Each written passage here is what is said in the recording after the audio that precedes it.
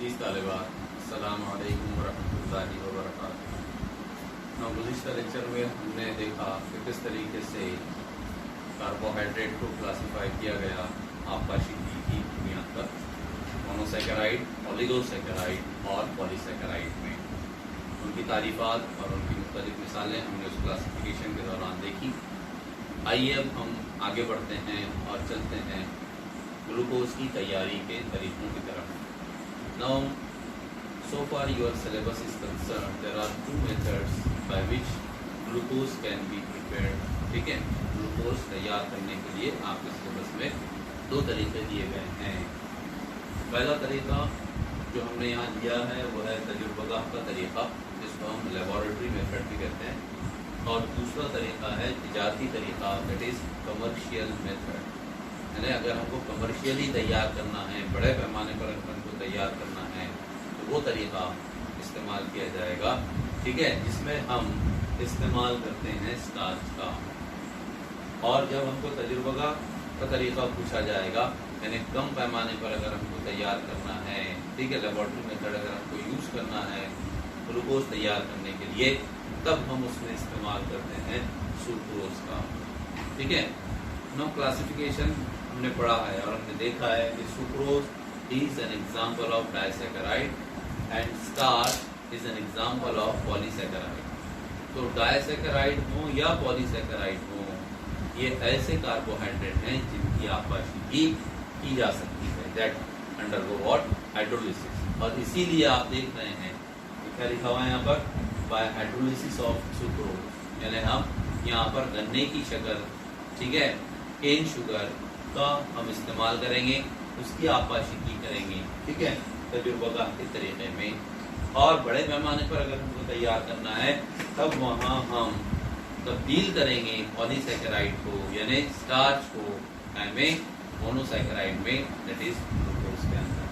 ठीक है, यानी glucose it is 6 carbon unit aldohexose है, also called as dextrose sugar. ठीक है, जो कि मोनोसैकेराइड की मिसाल है। ठीक है, 6 कार्बनी मोनोसैकेराइड की मिसाल है, जिसमें एल्डिहाइडिक फंक्शनल ग्रुप होता है। ठीक है, अगर हम ओपन चेन स्ट्रक्चर की बात करें तो भी हम आगे बढ़ेंगे इंशाल्लाह तफसील से। तो आपको ध्यान में रखना है, क्यों कि कभी कभी सवाल जो है वो सुक्रोज और स्टार्च की शक्ल में नहीं पूछा जाता एग्जाम, चाय की शक्ल में पूछा जाता है कि ग्लूकोज की तैयारी का तजुर्बा का तरीका बयान कीजिए, या फिर ग्लूकोज की तैयारी का तिजारती तरीका बयान, ये नहीं दिया जाएगा, किस तरीके से पूछा जाएगा। तो आपको मालूम होना चाहिए कि तिजारती तरीके में हम कौन सी शय का इस्तेमाल करेंगे। और देखिए, दोनों जगह हाइड्रोलिसिस कॉमन, आपाशिकी के जरिए हासिल होगा, बराबर है ग्लूकोज, लेकिन किसकी, सुक्रोज की अगर हम करेंगे तो लेबोरेटरी मेथड में जाएगा वो। ठीक है, और अगर हम स्टार्च की आपाशिकी कर रहे हैं, then it will be a commercial method. ये हमको ध्यान में रखना है। होता क्या है कि पूछा ये जाता है, आप लिखकर ये वाला तरीका, पूछा ये जाता है, आप लिखकर ये वाला तरीका, इस तरह। तो ध्यान में रखिए, दोनों चीज़ों को आपको ज़हन नशीन रखना है। आइए अब हम बात करते हैं कि तजुर्बा का तरीका, यानी जिसमें हम सुक्रोज का इस्तेमाल करेंगे, ठीक है, वो किस तरीके से होता है। ना जब हम गन्ने की शक्कर, जब हम गन्ने की शक्कर, दैट इज सुक्रोज, जिसका सालमिज़ा आता है C12H, इस तरीके की बात कर रहे हैं, हाँ, पहले वाले तरीके, C12H22O11, सुक्रोज, गन्ने की शक्कर या शुगर केन भी हम इसको बोलते हैं, केन शुगर भी इसको कहा जाता है। तो C12H22O11 को जब हम अल्काइड, दैट इज डायलूट HCl के साथ या डायलूट सल्फ्यूरिक एसिड के साथ गर्म करते हैं, ठीक है, वार्म करेंगे जब हम, it require 2 hours for hydrolysis. 2 घंटे तक जब हम गन्ने की शक्कर को हल्काए HCl के साथ गर्म करते हैं, तो गन्ने की शक्कर की आपाशिकी होती है। Time required is 2 hours.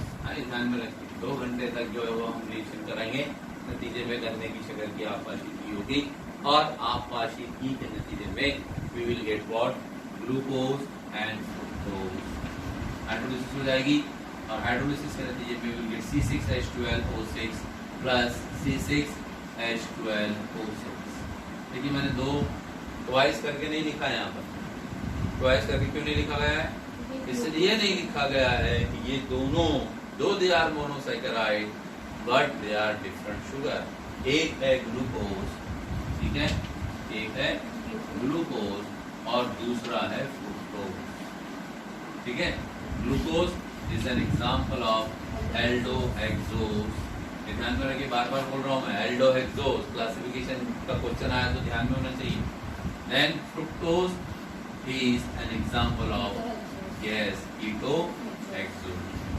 6 कार्बनी शक्कर जिसमें कीटोनिक फंक्शनल ग्रुप रहेगा फ्रुक्टोज में, और 6 कार्बनी शक्कर जिसमें एल्डिहाइडिक फंक्शनल ग्रुप रहेगा, it is aldohexose, that is what glucose. तो बोलने का मतलब ये है कि जब हम सुक्रोज की आपाशीती करेंगे तो आपाशीती के नतीजे में हमको ग्लूकोज और फ्रुक्टोज हासिल होगा। क्या कर रहे हैं हम? इसको गर्म कर रहे हैं, लेकिन जब हम इसको ठंडा करने के प्रोसेस में आएंगे, टेम्परेचर जैसे जैसे कम होगा, तो ड्यूरिंग कूलिंग हम इसमें कुछ मिकदार में इथेनॉल मिला देते हैं। क्या करते हैं हम? कुछ मिकदार में इथेनॉल मिलाया जाता है। इथेनॉल जो है वो क्या करता है? What is the role of ethanol? तो इथेनॉल जो फ्रुक्टोज है वो इथेनॉल में हल हो जाता है, जबकि ग्लूकोज इथेनॉल में हल नहीं होता। It is obtained in the form of what? Crystal, white crystal की शक्ल में, कलमों की शक्ल में ग्लूकोज हमको हासिल होता है, ठीक है। सफेद कलमें उसकी हमको हासिल होंगी, यानी नाहल पजीर हालत में हासिल होगा, और फ्रुक्टोज जो है वो इथेनॉल में क्या हो जाता है? हल हो जाता है। इसलिए हमको छानकर अलहदा करते हुए। समझ आया कि इथेनॉल क्यों मिलाया जा रहा है?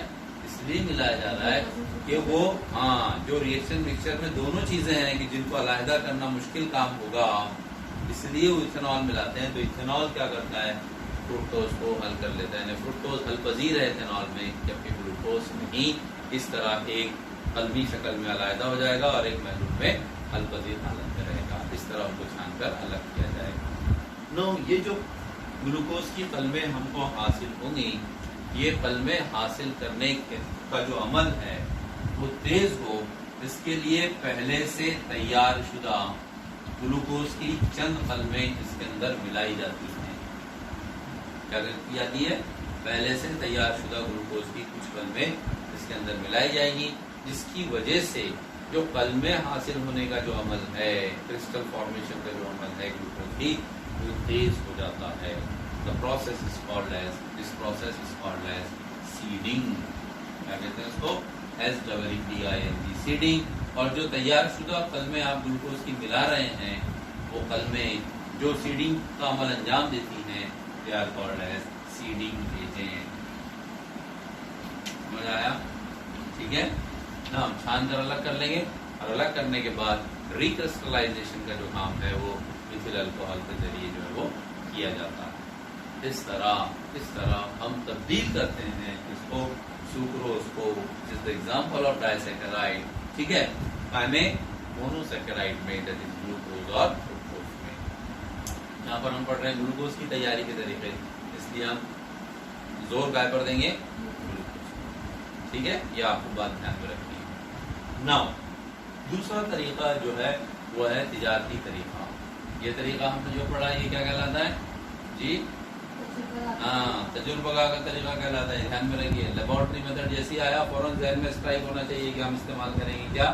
सुक्रोज, गन्ने की शक्कर की आपाशीती की जाएगी। ठीक है, ये ध्यान में रखिए। नाउ अगर हम इस्तेमाल कर रहे हैं स्टार्च का, यानी स्टार्च की अगर हम आपाशीती कर रहे हैं ग्लूकोज हासिल करने के लिए, तब ये तरीका तिजारती तरीका कहलाता है।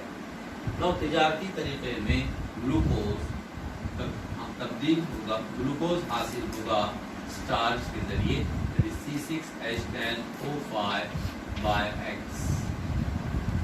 ठीक है, जैसे हमने कहा कि स्टार्च जो है it is what? It is a polymer. इसमें मोनोमर की कई इकाइयां एक दूसरे के साथ जुड़ी हुई हैं। इसके दो मेन हिस्से होते हैं स्टार्च के, अमाइलोज और amylopectin. amylose constitute 20% of the starch, whereas amylopectin constitute 80% of the starch. आगे तफसील से आएंगी चीजें आप। तो जो स्टार्च है, it is an example of what?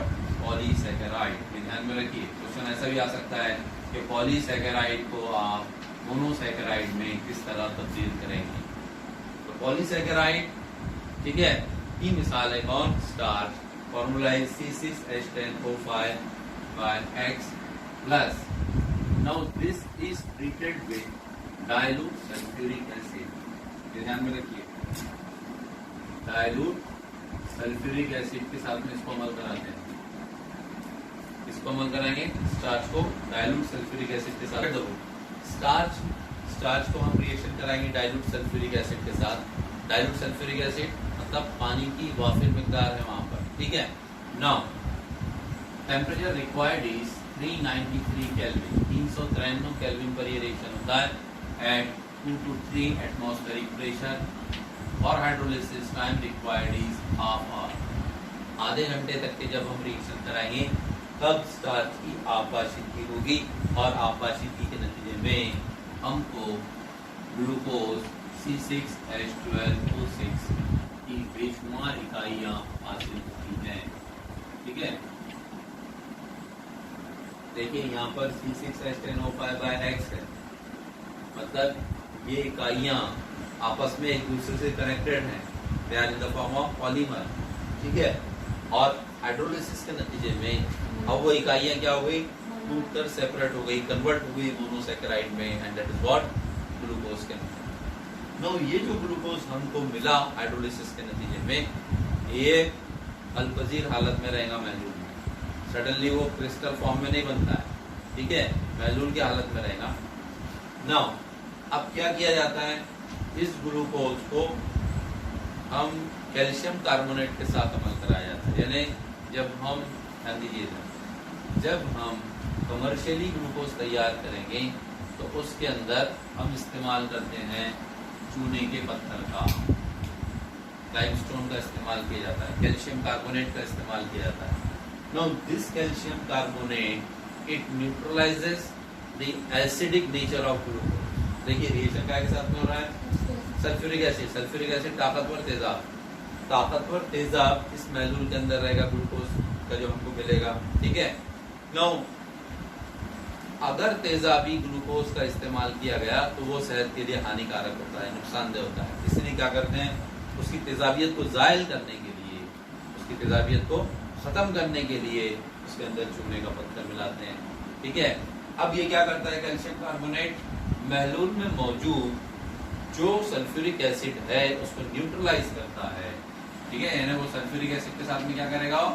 React करेगा, और रिएक्ट करने के नतीजे में तब्दील करता है या बनाता है कैल्शियम सल्फेट। यानी H2SO4 जो रहेगा वो H2SO4 को क्या करेगा? तब्दील करने का काम करेगा कैल्शियम सल्फेट में। अब मजे की बात ये कि ये जो कैल्शियम सल्फेट है, ये कैल्शियम सल्फेट नाअल्पजीर हालत में होता है। देखिए मैंने क्या किया, यहाँ पर डाउनवर्ड एरो होता है। डाउनवर्ड एरो का मतलब क्या है कि वो रसूख की हालत में, मतलब नाअल्पजीर हालत में, लिहाजा उसको हम छान कर अलग कर सकते हैं, है ना। मसाल बैलेंस करेंगे, क्या हो गया फिर? Ca, ये SO4, H2O और Cu2, यानी H2O प्लस कार्बन डाइऑक्साइड खाली होगी।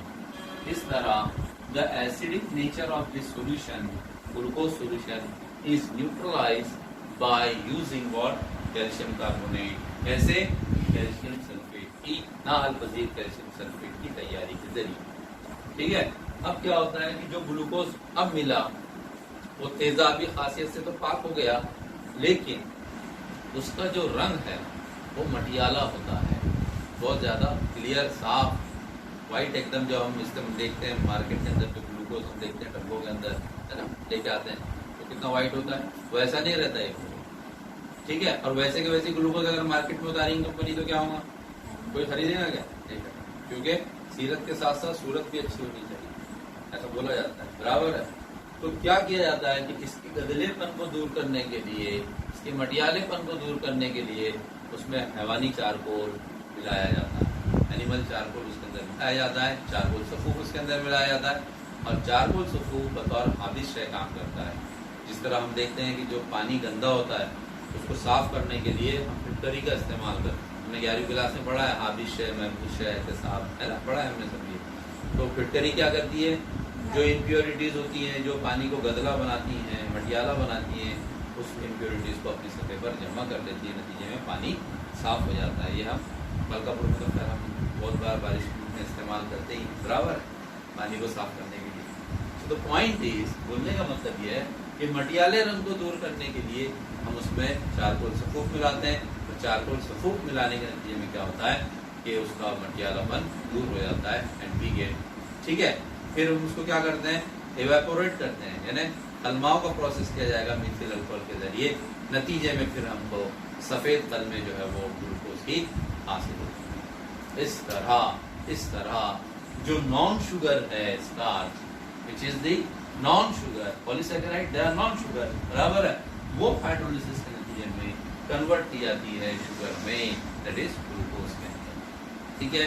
इस तरह ये मामला है, ये तरीका है जिसको हम क्या बोलते हैं, तैयारी तरीका। यानी अगर हमें ग्लूकोज बड़े पैमाने पर तैयार करना है तब हम उस सूरत में इस तरीके का इस्तेमाल, ठीक है। उम्मीद है कि दोनों तरीके इस तरह आपको समझ आ गए होंगे, ठीक है। ध्यान क्या रखना है कि तजुर्बा के तरीके में हमको इस्तेमाल करना है सुक्रोज का। वहाँ पर हाइड्रोलिसिस कराएंगे हम डाइल्यूट HCl या डाइल्यूट सल्फ्यूरिक एसिड के जरिए, ठीक है। और वहाँ जो ग्लूकोज हमको मिल रहा है वो हमको नाहलपजीर हालत में मिलेगा, ठीक है। वहाँ पर हमको दूसरा मुरक्कब फ्रुक्टोज मिलेगा, फिर उसको अलहदा करने के लिए हम इथेनॉल का इस्तेमाल करेंगे, समझिए बात। रिक्रिस्टलाइजेशन इथेनॉल के जरिए होगा।